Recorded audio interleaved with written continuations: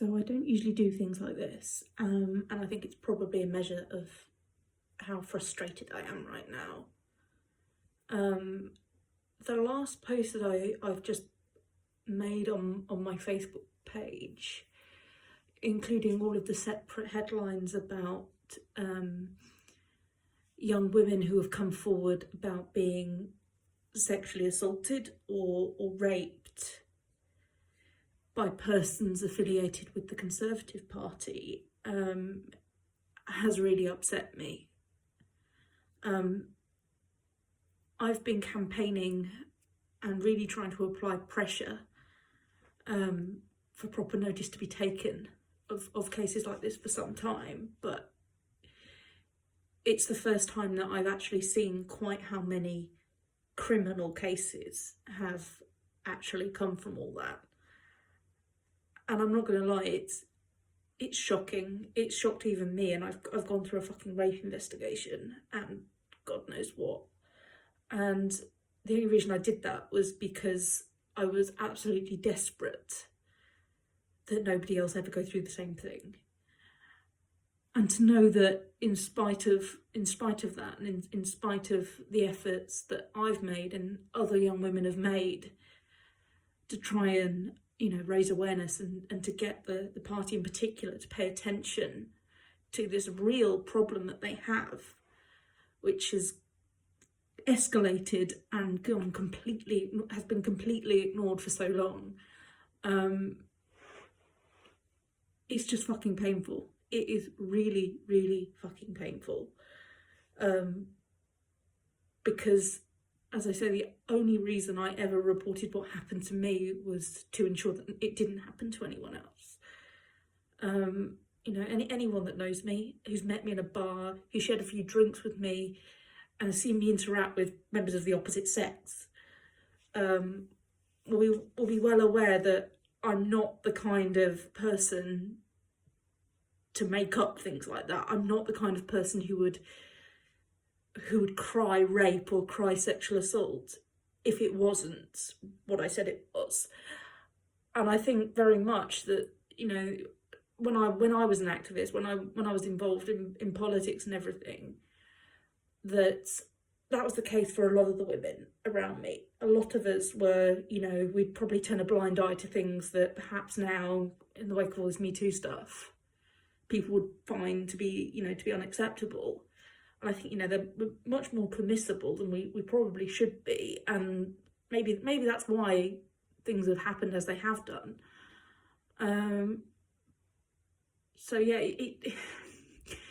it rankles that you have to get a criminal case in the national media before people start paying attention to it. It rankles that it took the fucking BBC and, worst of all, the Victoria Derbyshire show to get the Conservative Party to respond to complaints that I'd made in the past and that others had made in the past, to acknowledge that some attempt had been made before it got to sort of the police stage. And it just makes me really sad, really, really, really sad, and really, really quite depressed, because I've been through it all. I've heard awful stories. I've heard unconscionable things from girls who, perhaps were a little naive, or perhaps, a little bit worse for wear, but who absolutely didn't deserve to be treated as they're saying they were. And, this... why would anyone ever want to put their name against an allegation like that? Why would anyone want to put themselves through that level of scrutiny if they weren't utterly convinced they were doing it for the right reasons? I'm just sad. And I've always said this, and unfortunately it came true a few weeks ago, they only pay notice if somebody dies. And now we're in a situation where a girl who has made sexual assault claims has actually killed herself, and still they do not listen. And because it's so fucking difficult to to convict someone on those kind of crimes. You know, I think it's something like 3% of all cases that are reported to the police. So not just all rape cases at all, because most of them do go unreported. Only 3% of those actually result in a conviction. So, you know, that's a fucking residual problem in itself.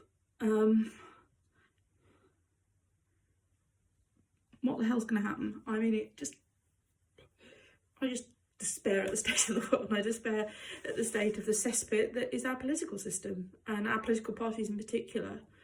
Because, you know, you just have to Google, you just have to look at those headlines to see how they treat young people, and young women in particular.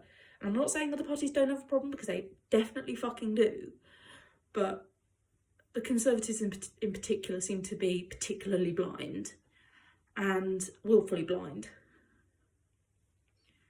If it gets to the point where you don't care that the people who are out there buying and winning you votes, and who are pounding the pavements, handing out leaflets, if you don't care that they are killing themselves and getting bloody raped and sexually assaulted, there's a real problem there. And, you know, they absolutely do have a duty of care. I don't care what anyone says. If you are representing the Conservative Party or the Labour Party or the Liberal Democrats, and you're out there with leaflets in your hand, and, you know, you're working for an MP with their name attached, you know, member of the Liberal Democrat Party, they owe you a duty of care. And if they are aware of complaints of that type against members of their own party, they've got a duty to protect their members from, you know, from potential harm that is posed by those alleged predators. And in most cases, and this really, really, really rankles me, in most cases, if you go into any bar in Westminster on a given night, and you're a particular age, or you're particularly new on the scene, or there are certain people present, be aware that the girls there do talk. Whether or not it's out there for public consumption or not, it is known which individuals are dangerous. And it's public, essentially public knowledge. And it's if they want to listen to this information, if, you know, the party chairman or whatever wants to listen to that, it doesn't take much searching to unearth it. It's there if you look for it. So it's just contemptible, really. It's just really fucking contemptible. In particular, it pisses me off because I have so many people who, you know, privately will contact me and saying, well, I know you, I've known you for years, I know you're telling the truth. Or worse, you know, and this has happened, unfortunately, where people know the person that attacked me and they come up to me and say, oh, he did something similar to me. Or people say, oh yeah, we heard things about him. Or in the worst case of the girl that was raped by a fucking Tory MP,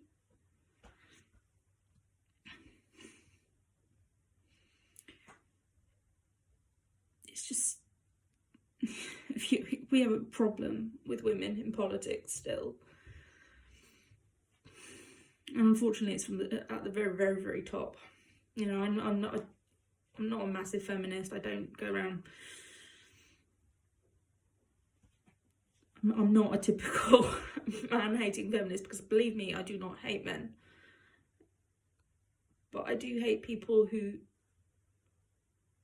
would prefer to take the view of the ones in power, who largely, unfortunately, do tend to be men, over the accounts of young women who have no reason to lie. Let me tell you, and this is personal experience talking, you Google my name and one of the first results that comes up is was raped. And I'm applying for jobs right now, and let me tell you, it's not nice to walk into an interview knowing that they will have searched me, they will have looked at my background, they will have looked at, you know, my educational history, my employment history, and I think it's the baseline of of that is when you Google a person's name, and it's not nice knowing that they've one of the first things they see about me is that, and the only reason it is there is because I don't want what's happened to me to happen to anyone else. And at this point, I think I've done absolutely everything I can, and it doesn't seem to be enough. It doesn't seem to be enough, and the only reason I continue is because I feel really fucking guilty. I feel really, really guilty about the fact that others have been hurt after me, potentially by the same person, potentially by people that I know, or by individuals that I was aware of, or others were aware of. It is just a sense that, you know, I haven't shouted loudly enough. We haven't shouted loudly enough. It's not good. And I'm not feeling great. I'm really not feeling great. I'm just at a bit of a loss as to what to do now, if there is anything to do now. And yeah, that's it basically.